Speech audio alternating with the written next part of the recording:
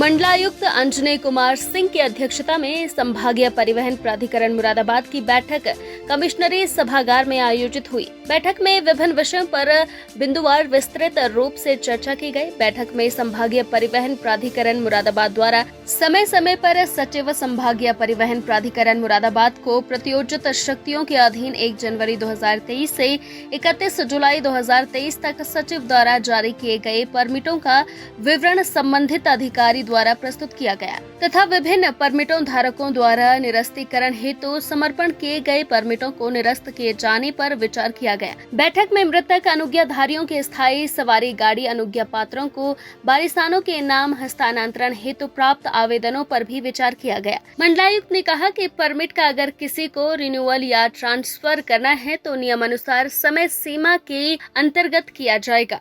उन्होंने कहा कि जितने भी सड़क पर चलने वाले वाहन हैं उनकी एक व्यवस्था बनानी है। उन्होंने कहा कि कहीं पर भी कोई जुगाड़ वाहन या अवैध वाहन चल रहा है तो उस पर तुरंत कार्यवाही की जाएगी। इसमें किसी प्रकार की शिथिलता नहीं बरती जाएगी। हम इस तरीके से व्यवस्था कर रहे हैं जिससे किसी का भी नुकसान ना हो। उन्होंने कहा कि हाईवे पर किसी भी सूरत में ई रिक्शा नहीं चलेगा, इसमें जिम्मेदारी फिक्स की जाएगी। उन्होंने कहा कि जो व्यवस्था हम बनाने का प्रयास कर रहे हैं उसमें हमें सभी के सहयोग की आवश्यकता है। उन्होंने कहा कि अवैध स्टैंड नहीं रहेंगे, चाहे वह ई रिक्शा के हों, ऑटो के हों या बस के हों। उन्होंने कहा कि हमारी व्यवस्था नकारात्मक नहीं है, हम सभी की बेहतरी के लिए काम कर रहे हैं। उन्होंने संबंधित अधिकारी को निर्देश दिए कि जिसके पास एक से अधिक ई रिक्शा है तो उसकी जांच की जाए। बैठक में संबंधित अधिकारी द्वारा संभाग के अराष्ट्रीयकृत निजी बस मार्गों पर स्थायी सवारी गाड़ी परमिट प्राप्त करने हेतु 2 माह का समय हेतु प्राप्त आवेदनों का विवरण भी प्रस्तुत किया गया। इसके साथ ही बैठक में सीएनजी ईंधन युक्त ऑटो रिक्शा अनुज्ञा पात्रों के हस्तांतरण हेतु प्राप्त आवेदन पत्रों पर भी विचार किया गया, जिस पर मंडलायुक्त द्वारा संबंधित अधिकारी को उचित दिशा निर्देश दिए। बैठक में मोटरयान अधिनियम 1988 की धारा 86 के अंतर्गत सवारी गाड़ी जनभार वाहन अनुज्ञा पात्रों को निलंबित निरस्त करने की कार्यवाही पर भी विचार किया गया। आरटीए की बैठक में बेसिकली जो व्यवस्था है वाहनों को चलाने की, खास तौर से जो परमिट के हैं और जो उससे बाहर है उनकी व्यवस्था के बारे में चर्चा होती है। और जितने सारे एजेंडा बिंदु हैं उन सारे एजेंडा बिंदुओं पर बात हुई, सबका निस्तारण हुआ है। कुछ चीज़ों पर प्राधिकरण ने विचार करके उनको अलाउ किया और कई सारी चीज़ों को अब ये तय किया गया है कि धीरे धीरे अगर वो वायलेशन के होंगे, जैसे मान लीजिए कोई सी चीज़ अगर साल भर के अंदर हो जानी है, 3 महीने के अंदर हो जानी है और कोई 5 साल के अंदर ले आएगा। अभी तो हमने 5 साल के अंदर तक की चीज़ों को पेनाल्टी के साथ अलाउ कर दिया है, लेकिन उसके बाद अगर आएगा, अब इसके बाद 5 साल वाले तक को भी सिमटा के 3 साल पे ले आएंगे। तो एक तो यह है कि किसी को रिन्यूअल कराना है, किसी को ट्रांसफ़र करना है या कोई चीज़ करना है, नियम के अनुसार करे, समय सीमा के अंदर। दूसरी बात ये है कि व्यवस्था बनाना है, उसमें बस है, सीएनजी ऑटो हैं, ई रिक्शा हैं, जितने भी सड़क पे चलने वाले वाहन हैं उनकी एक व्यवस्था बनानी है। हमने अपने यहाँ पहल कर दी है। मुरादाबाद में वैध ई रिक्शा हमने पूरी तरह कर दिया है और उसमें बहुत स्पष्ट है कि कोई भी ऐसा वाहन, और बड़े स्पष्ट तरीके से कह रहा हूँ, चाहे इसमें कोई भी प्ली नहीं ले सकता कि हम गरीब हैं इसलिए हम जुगाड़ चलाएंगे।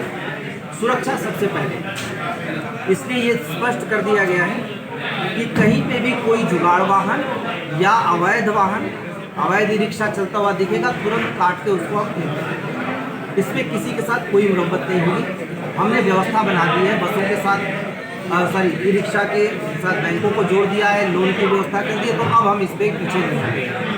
दूसरी चीज़ है जोन की व्यवस्था। इसमें मुझे पता है कि जोन एक तो जोन की व्यवस्था बनाना जरूरी है ई रिक्शा के लिए, क्योंकि उनका कोई परमिट नहीं होता, इसलिए हम जोनिंग करना जरूरी है। इसको लेके आशंकाएं होंगी ई रिक्शा जो चलाते हैं उनके दिमाग में, लेकिन हमारी व्यवस्था इस तरीके से हम कर रहे हैं कि किसी को कोई नुकसान ना हो और साथ ही हम बीच बीच में रिव्यू करते रहेंगे।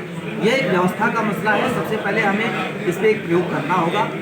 धीरे धीरे हम जैसे जैसे सफल होंगे उसमें एडजस्ट करना है, वो चाहे सीएनजी ऑटो हो चाहे बसेज हो, रूट पर कैसे चले। लेकिन किसी भी दशा में हाईवे पर ई रिक्शा नहीं चलने देंगे, कोई भी जुगाड़ वाहन, कोई भी बिना परमिट का वाहन नहीं चलने देंगे। इसके निर्देश दे दिए हैं और इस पर जिम्मेदारी पूरी फिक्स की जाएगी।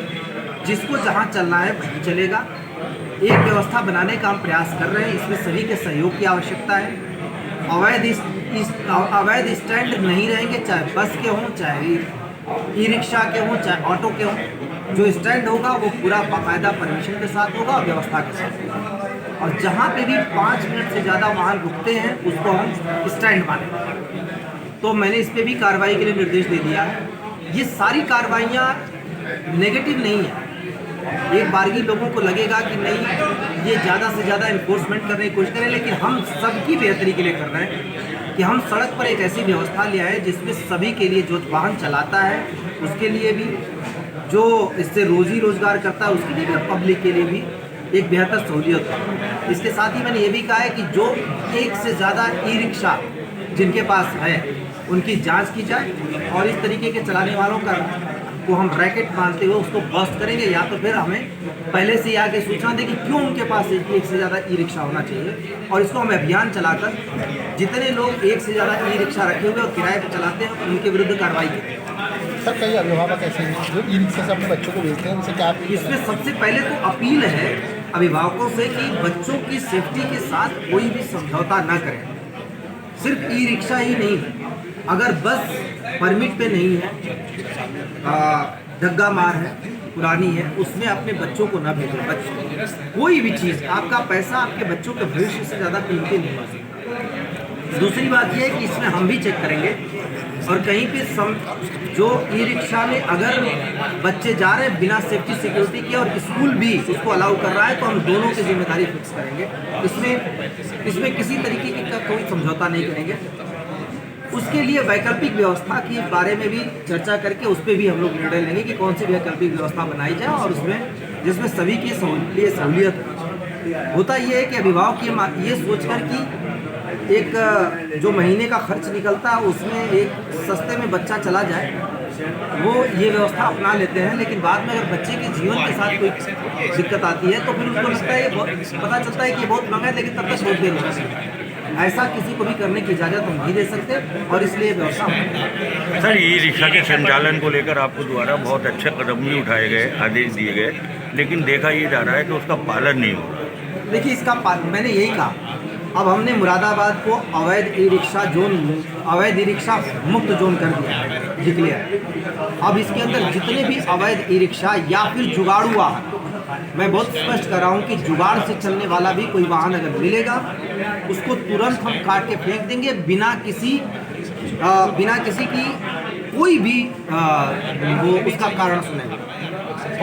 बैठक में एसपी ट्रैफिक सुभाष गंगवार, अपर जिलाधिकारी नगर Jyoti Singh, RTO R K. Singh, RM, ARM सहित संबंधित अधिकारीगण उपस्थित रहे।